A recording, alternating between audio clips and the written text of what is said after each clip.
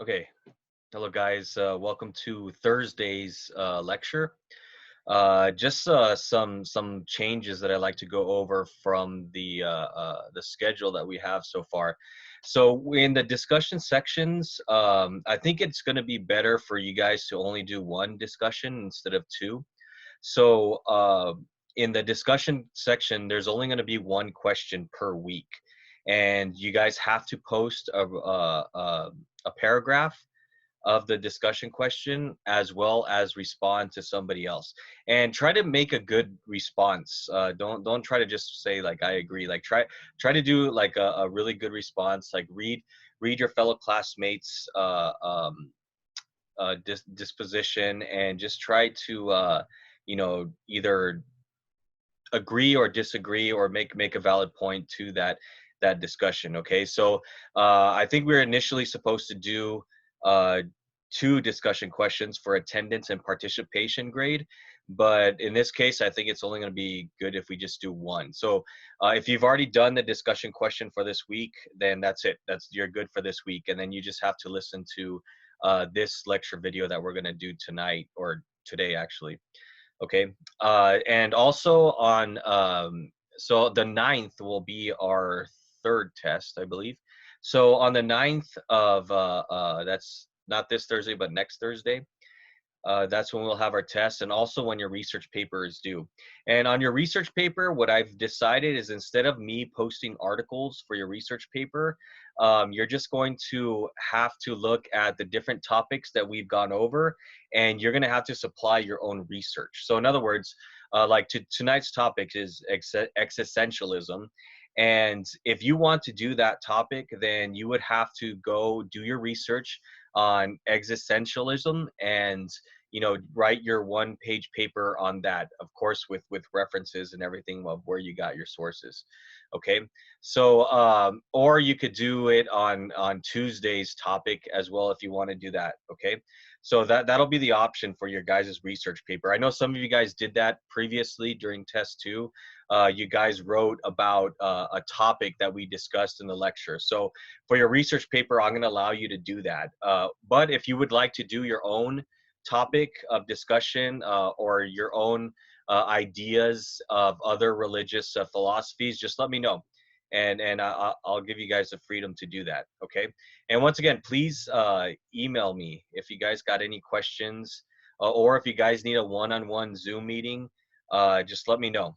Okay, and then I'll do my best to accommodate that. Okay, so don't forget that the discussion question is due Sunday night, I believe, and that'll be worth attendance as well as participation. Okay, so let's get into the lecture, and let me just go here.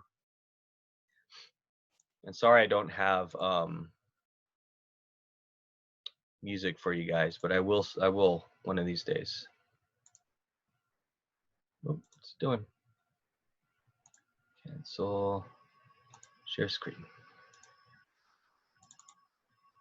Okay. So existentialism. Okay. And did I? Let's from the beginning. Okay. Existentialism. Basically, what existentialism is, the belief of in yourself that gives your life meaning. What gives your life purpose? What do you devote your energy towards that brings some kind of meaning or satisfaction to your life? Basically, you're creating your own world, and you're creating the rules and morality of your own world.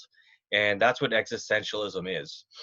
Um, it's the main point is its existence precedes essence, and that's really important key, because before existentialism we had essentialism, where essence precedes existence. So in other words, if you were an essentialist, you believed that God gave you a purpose, and when before you were born, and then when you were born you spend your entire life to try to find or uphold that purpose for which you were born. Okay, so existentialism is the opposite. It says that there was no purpose when you were born.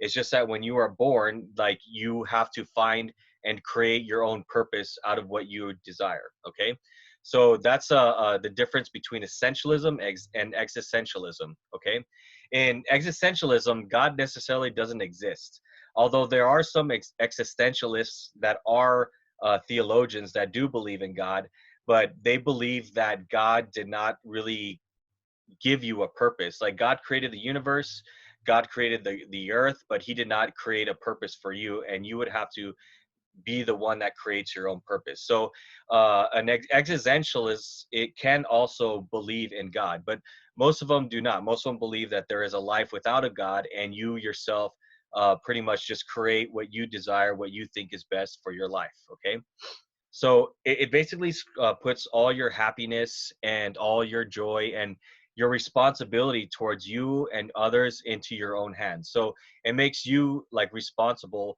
for your happiness, for your joy, and for finding a purpose. Okay. So some counter arguments of existentialism is, like I mentioned before, essentialism. Essentialism is a very popular Christian belief. I don't know if it's popular in Islam or Hinduism. I haven't really studied that far as essentialism is concerned, but it is very popular among Christianity. And it's just, like I said, it's the belief that you were born with a certain essence in your life. And that essence was given to you by God. And when you were born, you spend your life trying to live up or discover what that essence is. Okay, so that's the counter argument for existentialism is essentialism. Nihilism is not really a counter argument, but it does express a kind of a branch of existentialism where it just believes that there is no purpose or meaning to anything that we do. And that was coined by the famous philosopher Nietzsche. If you Nietzsche is very popular, especially with nihilism. So we probably won't go into him pretty any. We won't go deep into what his thoughts are in this class, but there are other classes in philosophy that really study him pretty much for the whole semester. Okay, so where existentialism really came from was it wasn't invented during World War II, but World War II had a profound effect on existentialism.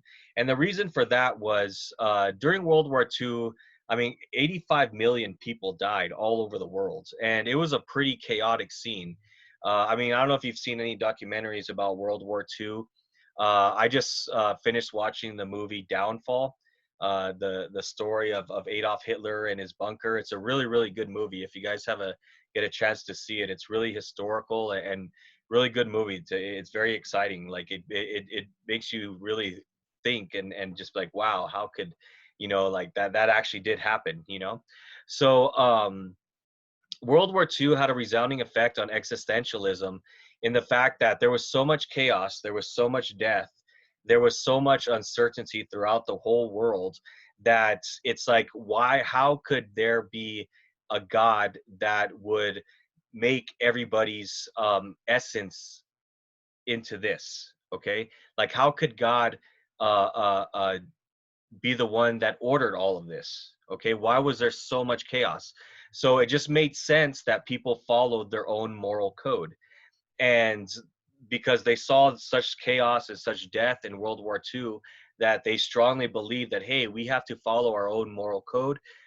We have to really just figure out for ourselves with our own lives, try to build up responsibility and just kind of figure out what our life is on our own. And we can also help each other out in that aspect. So that was during World War II, that was when existentialism really took off. And just because of that event throughout the world history. Okay, and this is a famous French philosopher, probably the most famous existentialist. His name is Jean-Paul Sartre. Okay, and he coined the idea that freedom plays an important role in existential thought. So in other words, you cannot think existentially if you do not have freedom.